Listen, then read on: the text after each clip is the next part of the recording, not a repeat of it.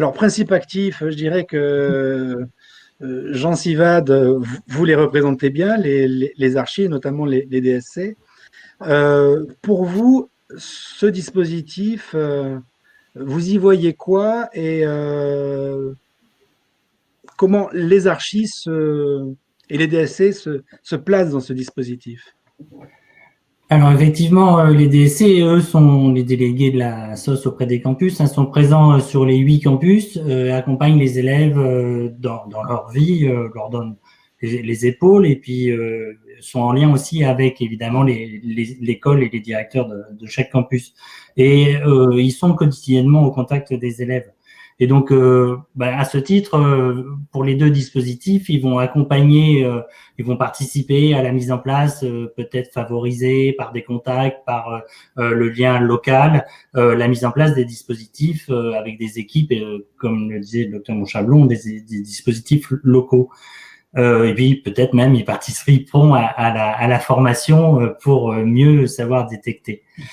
Et puis lorsqu'on a lancé la démarche avec Jean Fournier en rencontrant le docteur Monchablon, vous imaginez bien qu'on a été vite convaincu par l'approche et qu'on a eu très envie effectivement de présenter à l'école, aux élèves et d'essayer d'accompagner les deux pour mettre en place le dispositif. Et puis on essaie de jouer notre rôle, hein, donc ne pas faire, mais accompagner, faciliter.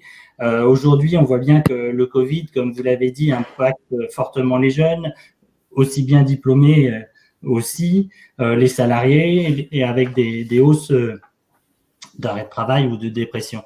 Et le dispositif EVA va permettre de donner aux élèves des outils pour effectivement lutter contre ces difficultés pendant les 3 ans aux arts, mais aussi, et c'est là notre ambition, c'est que cette formation devienne quelque chose de périn et leur serve tout au long de leur vie professionnelle et de leur vie personnelle et que ça aille au-delà de juste ces 3 ans, mais bien ça soit une partie intégrante de la formation. Aujourd'hui, dans nos entreprises, les métiers évoluent et on a de plus en plus besoin d'ingénieurs humanistes, on va dire, formés à ces questions. Alors, j'ai envie aussi d'être un petit peu poil à gratter quand même, parce que c'est bien beau tout ça, mais un tel dispositif, ça a un coût. Oui, c'est un projet un petit peu Comment on ambitieux. fait? C'est un projet un petit peu ambitieux. Le budget pour 5 ans est de 750 000 euros. À ce jour, la fondation Arts et Métiers et la SOS finance un tiers du dispositif. La fondation pour environ 35 000 euros par an, donc sur 5 ans. La SOS pour 15 000 euros par an sur 5 ans. Et puis l'école et les élèves, à travers la contribution à la vie étudiante, participent cette année pour 10 000 euros. Avec évidemment, nous sommes à la recherche d'un complément de financement. Et là, je dois signaler le travail remarquable fait par les élèves à la recherche de financement. Ils ont répondu à un appel à projet de la Caisse d'assurance maladie pour chercher une fondation de la LILDECA. Merci à Léa, Jonathan, Clément et Nathan pour l'implication dans ce mini-projet qui n'a pas abouti, mais qui nous donne les bases, le dossier qu'ils ont construit nous donne les bases pour continuer la recherche de financement. Et puis, je voudrais dire, c'est un projet unique. C'est un projet unique pour une école d'ingénieurs, unique par la participation de toutes les composantes arts et métiers, hein, élèves, anciens élèves, écoles, et puis des vrais professionnels avec la FSEF.